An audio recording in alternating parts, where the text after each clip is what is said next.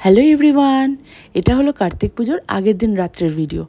অর্থাৎ আগের দিন রাত্রিবেলা আমার হাজব্যান্ড এবং তার কিছু ফ্রেন্ডস মিলে, যাদের নতুন বিয়ে হয়েছে এরকম কিছু ফ্রেন্ডের বাড়িতে কার্তিক ঠাকুর ফেলতে গেছিলো।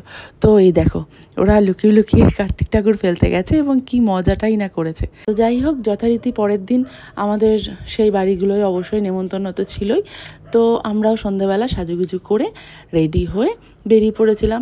সবাই একসাথেই অবশ্য যাচ্ছিলাম। প্রথমে চলে গেছিলাম 9 নম্বর রেলগেটের দিকে, যে বন্ধুর বাড়ি সেইখানে।